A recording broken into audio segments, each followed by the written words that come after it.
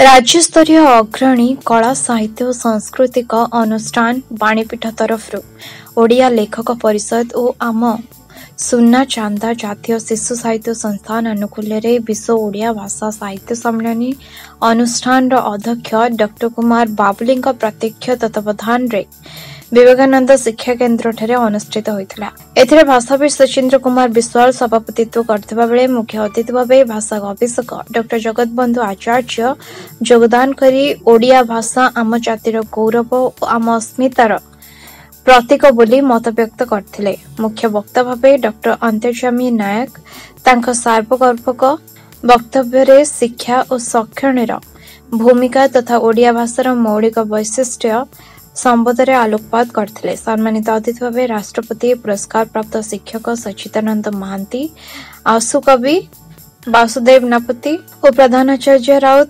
सूर्यकांति पुहान योगदान करथिले। ए कार्यक्रम में विवेकानंद शिक्षा केन्द्र बड़साही प्रतापपुर और सानबेलाकुटर गुरुजी और गुरुमा माने योगदान करथिले। सेमानक मध्यरे ओडिया भाषार कविता प्रतियोगिता अनुष्ठित होइथिला।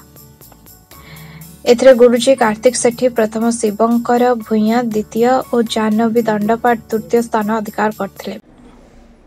एमते उडे हातरे कळा सूता बांधी नले डंगुटे बजेई लक्ष्य भार प्रथम फूल देपुरे कन्हाई गोटिए नथिबो मिसा के गोविंद होए बाल्या बाल्या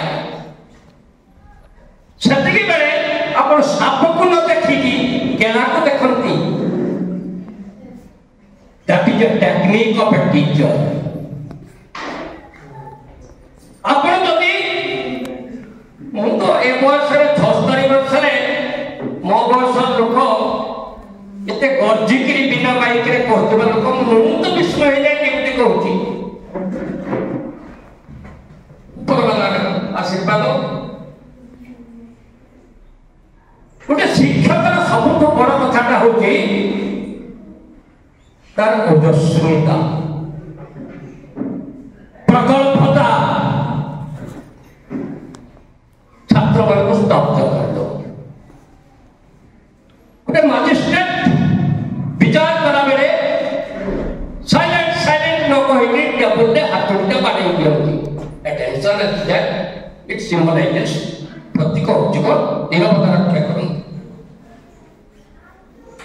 बारंबार निरवता रक्षा करंतु कहूता मनुष्यटा निरवता को बेसी भांगी थाए।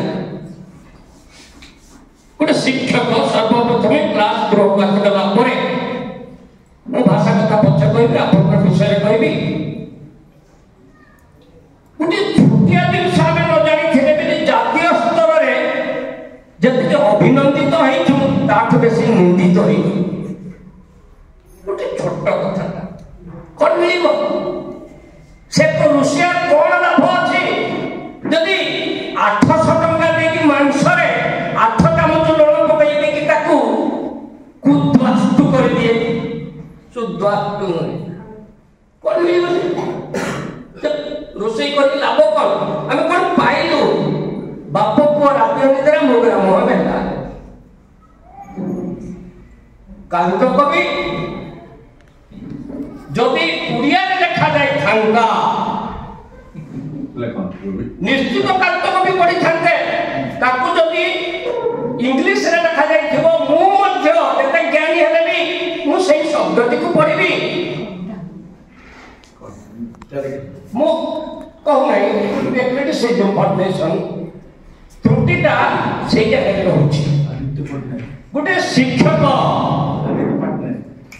शिक्षकर सबुठ बड़ कथा होची तार प्रांजलता अन्वेषा बधरे से प्रांजल दीटी कथा कहू से भितरे निजे धंदायित न हो जाऊ इटा भूल कहदेली कि इटा ठीक कहदेली कि जो कथाटा सती बाबू कहले लुप्त प्राय हो जाउची आउ ता पर कही हमें नजर दउनु बिना नई बड़ी लिखु घर पड़ी लिखु पिता माता को प्रति कर्तव्य लिखु कि गाई आत्म कहानी लिखु कि गोबर आत्म कहानी लिखु से किसी लिखिब तार सृजनशीलता सृष्टि हम तार लिखार अभ्यास हम पढ़ार अभ्यास हम এবং ସେ ଯେଉଁ ଲେଖିଲା ତାକୁ ଯଦି ଆପଣମାନେ ପଚାରିବେ ଓଡ଼ିଆ ଭାଷାରେ କ'ଣ ଲେଖିଲୁ ତୁ କହ କିଛି ସାରାଂଶ ସେ କହିବ।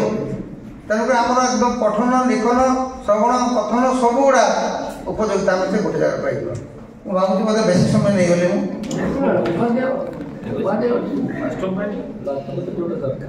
ତାପରେ ଶିକ୍ଷକ ଶିକ୍ଷୟିତ୍ରୀ ଯେଉଁମାନେ ହୁଅନ୍ତି ସମସ୍ତେ ଶିକ୍ଷକ ଶିକ୍ଷୟିତ୍ରୀ ହେବା ଯୋଗ୍ୟତା ଥାଏ।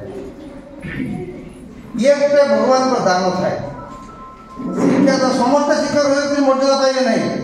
ଆପଣ ଯେଉଁଦିନ ଶିକ୍ଷକ ଶିକ୍ଷୟିତ୍ରୀ ମାନେ ନିଜକୁ ଗର୍ବ କରିବେ ଯେଉଁଦିନ ଆପଣଙ୍କ ପିଲାଟି ଗୋଟେ ଉଚ୍ଚ ସ୍ତରରେ କେଉଁଠି ପଦାସନ ହେଇଯିବ ଏବଂ କହିବ ଆପଣ ମୁଣ୍ଡ ତଳେ ରହି କହିବ ଗୁରୁମା ଗୁରୁଜୀ ଆପଣ ମୋତେ ଏଇଭଳିଆ ବେତନ ଦେଇଥିଲେ ଏଇଭଳିଆ ମାଡ଼ ଦେଇଥିଲେ। ଆପଣ ଯଦି ରୁଚି ନ ରଖିବେ ଆପଣ ଭାଷା ଶିକ୍ଷକ ହେଇପାରିବେ ନାହିଁ, କେବେ ହେଇପାରିବେ। ତେଣୁ ସମସ୍ତ ଭାଷାକୁ ଅର୍ଥାତ୍ ଯେଉଁ ଭାଷା ଆପଣ ଦୈନନ୍ଦିନ ସମ୍ମୁଖୀନ ହେଉଛନ୍ତି ସେଇ ଭାଷା ଉପରେ ଆପଣ ନିଶ୍ଚିତ ଭାବରେ ନ ପାରିଲେ ସାର ପଚାରିବା ବୁଝିବା ଦରକାର। ଏଠି ଲାଜ କରିବାର ସମ୍ଭ୍ରମ କରିବାର କୌଣସି ପ୍ରୟୋଜନ ନୁହେଁ। କାହିଁକି ଆମେ ଆଜୀବନ ଆମେ ଛାତ୍ର এই মনোভাব দরকার। ମୁଁ ଜଣେ ଛାତ୍ର এই ଚିନ୍ତାଧାରା ମୋର ରହିବା। ଆମର ଭାଇ ଶିବପ୍ରସାଦ ମୋର ବନ୍ଧୁ ଅତ୍ୟନ୍ତ ପ୍ରିୟ ସଚିଦାନନ୍ଦ ମହାନ୍ତି ଆମ ମ୍ୟାଡ଼ାମ ସୂର୍ଯ୍ୟକାନ୍ତ ମହୋଦୟ ଏବଂ ଆପଣମାନେ ସମସ୍ତେ এই ମା ଏ ମାଉସୀ ଏ ସାନ ଭଉଣୀ ହେବେ ତେଣୁ ମୋ ସମସ୍ତଙ୍କୁ ଯଥାଯଥ ପ୍ରଣାମ। ଆମର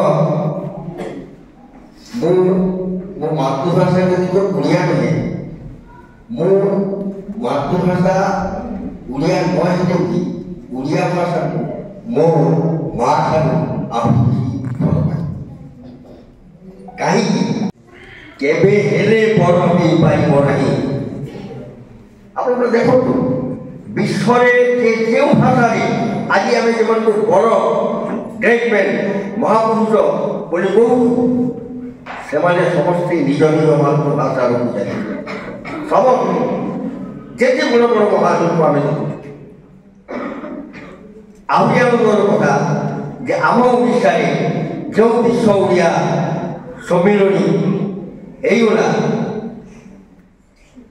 ଆମର ଆସନ୍ତା ଫେବୃଆରୀ 21ରେ ସମଗ୍ର ବିଶ୍ୱରେ যে আন্তর্জাতিক মাতৃভাষা দিবস রূপে পালন করা সমগ্র এন্টায়ার ওয়ার্ল্ড। তেমন সেই মোর মার কথা মোর মাতৃভাষার কথা আজ এখানে আলোচনা করছি। মোর ভাই ভৌণী মানুষ যেমন পাঠ পড়া যাচ্ছেন স্কুলে সেମାନଙ୍କୁ বিশেষ বিনম্র অনুরোধ। ফেব্রুয়ারি মাস 3 তারিখ পাখর খালি ওড়িশারে নুহে ओडिशा बाहर देश बाहर आंतर्जातिक स्तर में गोटे हईचई सृष्टि होती प्रथम विश्व ओडिया भाषा सम्मेलन। माननीय मुख्यमंत्री महोदय ओडिया कही पारुवा ओडिया बुझी पारुवा हुए तो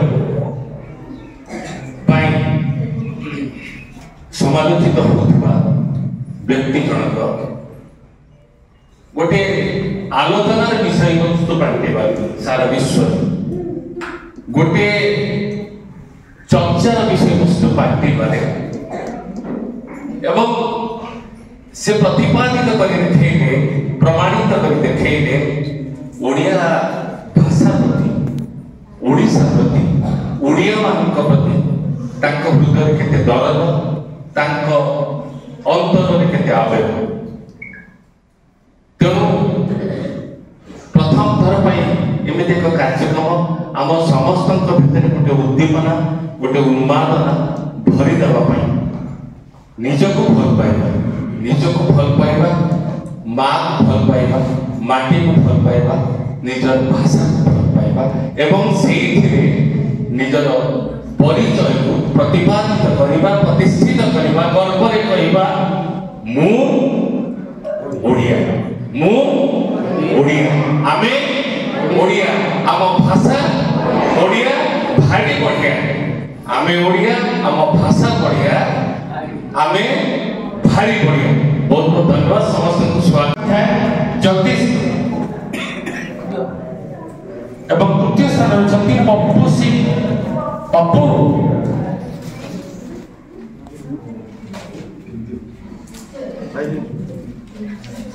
एवं प्रबंध प्रतियोगिता प्रथम द्वितीय तृतीय स्थान अधिकार करथिबा 3 जन को नाम घोषणा करछि हरिकृष्ण नायक प्रथम राजशेखर सिंह द्वितीय एवं तृतीय शिवानी सिंह हरिकृष्ण नायक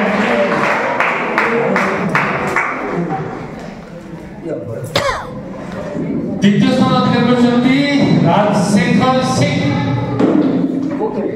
प्रबंध प्रतियोगिता राजशेखर राजू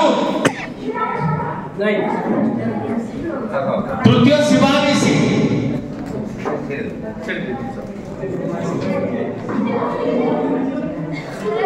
एबे एक स्वतंत्र पुरस्कार अनुष्ठान तरफ भाषा साहित्य उपरे 10वीं श्रेणी पाठ्य पुस्तक को प्रदान करा जाउची अनुष्ठान तरफ स्वतंत्र पुरस्कार पाइबारे कृतित्व हासिल करछन्ती हकदार अभय राम 10वीं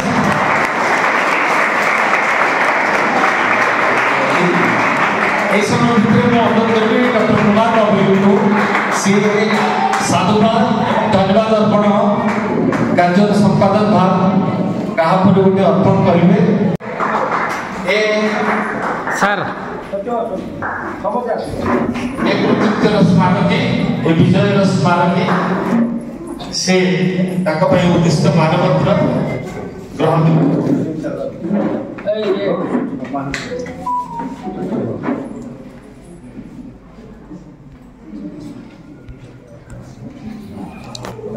जानवे बहुत तुमको अभिनंदन द्वितीय स्थान अधिकार करछन्ती ए अनुष्ठान सहित सदा सर्वदा ओतप्रोत भाବରେ जड़ित संपर्कित मोर अति प्रिय सान भाई शिवशंकर भुइया जगन्नाथ खंड मयूरभंज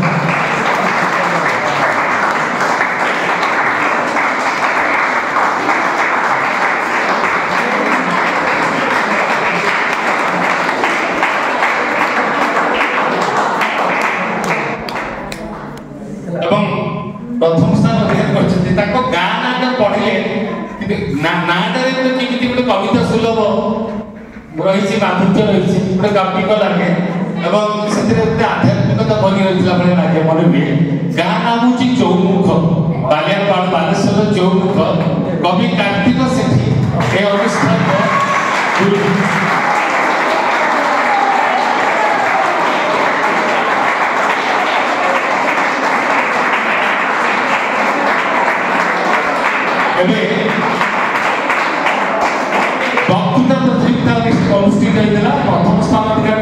पिलामानक भितरे ओडिया भाषा रे प्रबंध और वक्तृता प्रतियोगिता अनुष्ठित होइथिला। एथिरे सत्यजित पंडा, जगदीश उपाध्याय, पप्पू सिंह और हरिकृष्ण नायक, राजशेखर सिंह और शिवानी सिंह यथाक्रमे प्रथम, द्वितीय और तृतीय स्थान अधिकार करथिबा बेले स्वतंत्र पुरस्कार अभय राम को मिलिथिला।